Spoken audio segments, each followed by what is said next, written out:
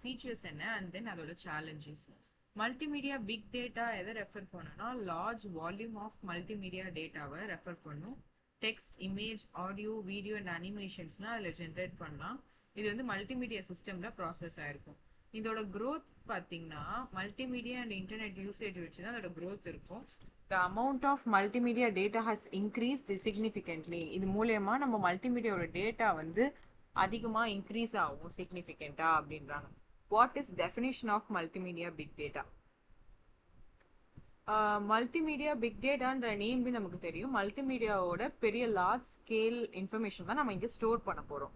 So multimedia big data is a collection of large scale multimedia information that requires advanced techniques for storage, processing and analysis.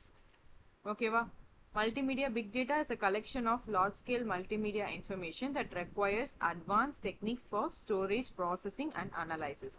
Next, what are the characteristics or features of multimedia big data ன்னு பாத்தீங்கன்னா நம்ம போன தடவை big டேட்டான்ற சப்ஜெக்ட்ல ஒரு 5 V's படிச்சிருக்கோம். What is one is volume. அது எவ்வளோ சைஸ் ஆஃப் மல்டிமீடியா டேட்டா அது கன்சிஸ்ட் பண்ணியிருக்கோம். ஹை ரெசல்யூஷன் இமேஜாக இருக்கலாம், வீடியோவாக இருக்கலாம், ஆடியோவாக இருக்கலாம், டெக்ஸ்ட் ஃபைல்ஸாக இருக்கலாம், எதாக வேணாலும் இருக்கலாம். This are the kinds of data which it stores. Next பார்த்தீங்கன்னா வெரைட்டி. வெரைட்டினா என்னன்னா multimedia data exist in different formats and types. மல்டிமீடியாவில் இருக்க டேட்டா வந்து டிஃப்ரெண்ட் ஃபார்மேட்ஸ் அண்ட் டைப்ஸில் இருக்கும். இதுதான் நம்ம என்ன சொல்கிறோம், வெரைட்டி அப்படின்னு சொல்கிறோம். Text, image, audio, video.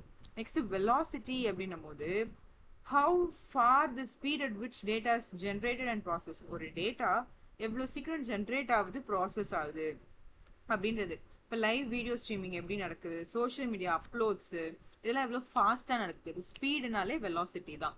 வெரைட்டினாலே different formats. வால்யூம்னா லார்ஜ் சைஸு. காம்ப்ளெக்சிட்டி அப்படின்னும் போது மல்டிமீடியா டேட்டா வந்து ரொம்ப காம்ப்ளெக்ஸாக இருக்கும். அதோட ஸ்ட்ரக்சர் அண்ட் ரெப்ரசன்டேஷனை பார்க்கும் போது இது வந்து ஒரு அட்வான்ஸ் டெக்னிக்ஸ் யூஸ் பண்ணும் ப்ராசஸ் பண்ண. Data heterogeneity. ஹெட்ரோனாலே அது டிஃப்ரெண்ட்னு அர்த்தம்.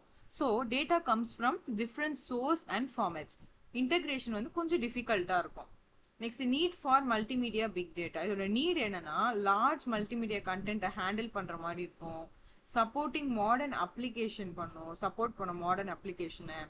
டேட்டா அனலைசிஸை வந்து இம்ப்ரூவ் பண்ணும். யூசர் எக்ஸ்பீரியன்ஸை வந்து என்ஹான்ஸ் பண்ணும். handling a large multimedia content. Modern application support பண்ணும். டேட்டா அனலைசிஸை இம்ப்ரூவ் பண்ணும். யூசரோட எக்ஸ்பீரியன்ஸை என்ஹான்ஸ் பண்ணும். இதோட சேலஞ்சஸ் என்னன்னு பார்த்தீங்கன்னு வச்சுக்கோங்களேன். Storage challenge. ஏன்னா இது என்னது லார்ஜ் சைஸு, அதனால ஸ்டோரேஜ் அதிகமாக தேவைப்படும். எஃபிஷியன்ட் ஸ்டோரேஜ் மேனேஜ்மெண்ட் இதுக்கு தேவைப்படும். ப்ராசஸிங் சேலஞ்ச்னா ஹை கம்ப்யூட்டேஷனல் ரெக்குவயர்மெண்ட்ஸ் இருக்கும். இது ப்ராசஸ் பண்ணும்போது காம்ப்ளெக்ஸ் டேட்டா ப்ராசஸிங்காக தான் இருக்கும். ஹை கம்ப்யூட்டேஷனல் ரெக்குவயர்மெண்ட்ஸ் இருக்கும். காம்ப்ளெக்ஸ் டேட்டா ப்ராசஸிங்காக இருக்கும். ரிட்ரைவல் சேலஞ்ச் அப்படின்னா என்னன்னா டிஃபிகல்ட்டி இன் சர்ச்சிங் மல்டிமீடியா டேட்டா. ரொம்ப டிஃபிகல்ட்டாக இருக்கும் மல்டிமீடியா டேட்டாஸை சர்ச் பண்ண. எஃபிஷியன்ட் இண்டெக்ஸிங் மூலயமா நம்ம ரிட்ரைவல் பண்ணிக்கலாம். அதனால அது ஒரு கொஞ்சம் சேலஞ்சாக இருக்கும் அப்படின்னு சொல்கிறாங்க. Bandwidth issue. பேண்ட்வித்னா transmission of large data requires higher bandwidth. ஒரு இடத்துல இருந்து இன்னொரு இடத்துக்கு டேட்டா போகிறது தான் நம்ம பேண்ட்வித்னு சொல்லுவோம். ஸோ இந்த டிரான்ஸ்மிஷன் ஆஃப் லார்ஜ் டேட்டா என்னன்னா அதிகமான ஹை பேண்ட்வித் தேவைப்படும் அப்படின்னு சொல்கிறாங்க. நெட்வொர்க்கோட லிமிடேஷன் வந்து பெர்ஃபார்மன்ஸை கண்டிப்பாக அஃபெக்ட் பண்ணும்.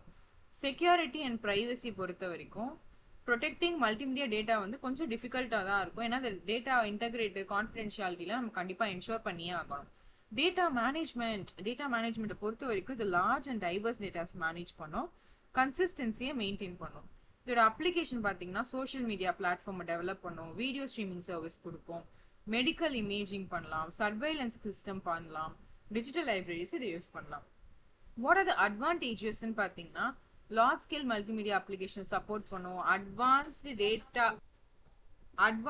Analysis enables. டெசிஷன் மேக்கிங்கை இம்ப்ரூவ் பண்ணும். யூசரோட இன்ட்ராக்ஷனை என்ஹான்ஸ் பண்ணும். லிமிடேஷன்ஸ் பார்த்தீங்கன்னா ஹை காஸ்ட்டு, இன்ஃப்ராஸ்ட்ரக்சர் ரொம்ப காம்ப்ளெக்ஸாக இருக்கும். அட்வான்ஸ் டெக்னாலஜி ரெக்வயர் பண்ணும். இதோட கன்க்ளூஷன் பார்த்தீங்கன்னா மல்டிமீடியா பிக் டேட்டா என்ன பண்ணுன்னா சிக்னிஃபிகண்ட் ரோல் மாடர்ன் மல்டிமீடியா சிஸ்டமில் ப்ளே பண்ணுது. லார்ஜ் ஸ்கேல் மல்டிமீடியா கண்டென்ட்டை எஃபிஷியண்ட்டாக ஹேண்டில் பண்ணலாம். இது வந்து புதிய சேலஞ்சஸும் நம்ம கொண்டு வருது. என்ன மாதிரி சேலஞ்சஸ்லாம் இப்போ நம்ம பார்த்தோம். Coming on to the point, storage கண்டிப்பாக சேலஞ்ச் தான். ப்ராசஸிங் நிறைய ஸ்டோரேஜஸ்னா ப்ராசஸ் பண்ணுறதும் கஷ்டம். ப்ராசஸ் பண்ணுறதே கஷ்டம்னும் போது அந்த இன்ஃபர்மேஷன் அதுலேருந்து எடுக்கிறதும் நமக்கு கஷ்டமாக தான் இருக்கும். ஒரு இடத்துல இன்னொரு இடத்துக்கு அது ஆக மொத்தம் நம்ம பண்ற எல்லா ஆக்ஷன்லயுமே ஒரு சின்ன சின்ன ப்ராப்ளம்ஸ் வருது. Security and privacy and data management. Okay, this is what about our topic big data. Okay, we'll see you on the next video.